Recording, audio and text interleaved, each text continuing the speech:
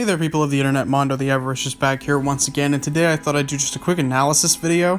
This is going to be showing how I believe that the Friday the 13th Part 4 end scene mask and the Friday the 13th Part 5 hallucination mask from the very end of the movie are in fact the same mask. So, let's get into the details. So here we can see some scratches compared on the Part 5 hallucination. You can also see the missing pane at the top right of the axe mark. The scratches are also seen in Part 4. The reason I believe that these are important is because, well, these films have never been the best at keeping continuity, so I doubt that they would have kept the exact same scratch marks as they did in the previous film. I'll also show that to you in another example now. So here we can see the scratches at the top left of the mask next to the vent holes. These are some of the more identifiable scratches on the mask that most people include when they're doing a Part 4 or 5 hallucination mask. And as you can see, they're identical. They all have the same movements, the same line patterns, and I doubt that the people on the production of Friday the 13th Part 5 would have meticulously put down all these scratches when these films, like I said, have never really had good continuity.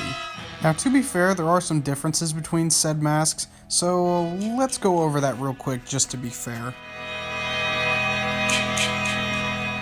Here's the Part 5 hallucination scene as seen today. It was in the possession of Dick Warlock, who also, funny enough, owned the original Michael Myers mask for a long time.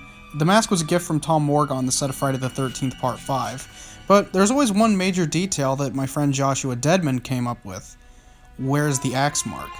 The famous axe mark in the Part 4 end scene that was supposedly given to him by Trish after whacking Ted White in the head with the foam hammer, cracking the mask since it was a thinner plastic. But I've had a little theory. Let me bring up a picture real quick. On the Part 5 end scene hallucination mask, there was a lot of blood added. This was, I assumed, was because a lot of the blood at the end of Part 4 had probably washed off. But there's another thing I had. He pointed out that we couldn't see the crack. But notice where the crack is, it becomes a lot more gunky. There's a lot more gunked up blood in there. So I had a bit of a theory. You can still see where the outline of the crack would be, but it's covered in blood. So my theory was that maybe they glued the mask back together, the crack, and then they put blood, a lot more blood, over it to cover up the glue line. It's possible, but there's no real hard evidence of this, just speculation. This is the clearest shot we get at the Part 5 hallucination mask.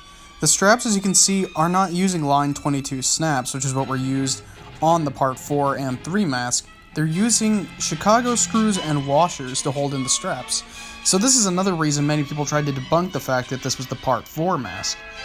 Well, sometimes that happens, especially at the end of Part 4, when they slap the mask off of Jason's face with the machete, one of the snaps breaks, so maybe either they couldn't find the accurate snaps, or they just didn't feel like putting snaps in and had Chicago screws on hand to use Chicago screws to put in the mask, so they just removed all the other snaps just to make it consistent.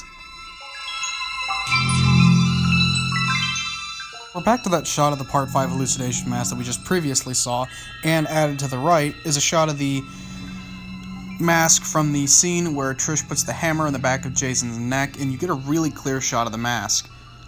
As you can see, the chevron is the same exact shape, which would be normal, but notice the split, the well-known split in the middle of the chevron. It is also a little bit crooked, like the chevron went out of place and they glued it back, but it wasn't exactly aligned. I doubt they would have been that meticulous to carry over this detail into the next film.